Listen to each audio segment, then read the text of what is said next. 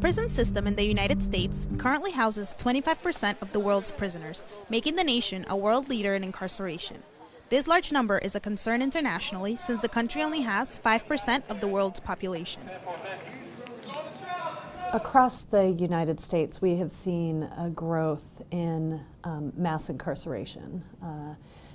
This has been caused by a series of factors, most notably the war on drugs over the last 40 years, the kind of approach to crime that we have had in our nation, this tough-on-crime approach, has led to the criminalization of many things that we now know don't result in actual changes in the levels of crime. And so our nation has become a leader in incarcerating individuals.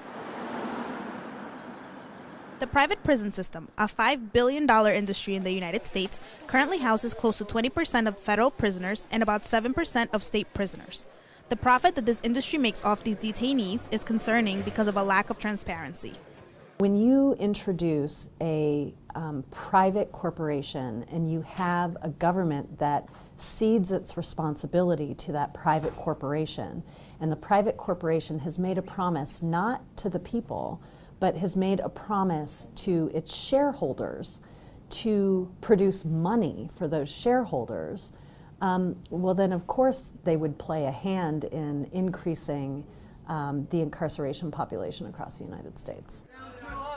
The Obama administration recognizes that a system should be in place designed to help prisoners rehabilitate and be able to be integrated back into society. The ultimate goal is to make sure that folks are law-abiding, self-sufficient, good citizens. And everything we do should be designed towards that goal. Experts feel that the system stopped being a system of rehabilitation and became a system of punishment. They started to upgrade the charges, making them more serious and demanding longer sentences. And at that point, the rehabilitation just didn't seem to work anymore.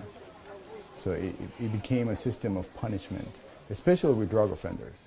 And I think that's what had increased the number of people being sent to jail. Racial disparities in the criminal justice system play a major role in the concerns that have been raised over the years. There are currently 2.2 million people in the U.S. prison system. Of these, 60% are of racial or ethnic minorities. What we have seen is, the laws that we write, while on their face may seem neutral, the actual application of those laws are very targeted within specific communities. Where we have seen walking while black, driving while black, and what we have seen is that black equals criminal. Experts believe that there are many factors that contribute to the increased incarceration of minorities. Among these, high rates of poverty and lack of access to services. African Americans are the minority with the largest poverty rate in the U.S. at 27.4%, followed by Latinos at 26.6%. Minorities also live in less developed communities. There is less education, less opportunities.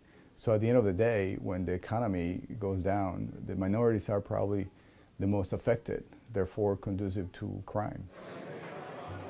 The monetary gain of the U.S. criminal justice system, not only for the private sector but for the government as well, continues to be the major obstacle in the way of true justice.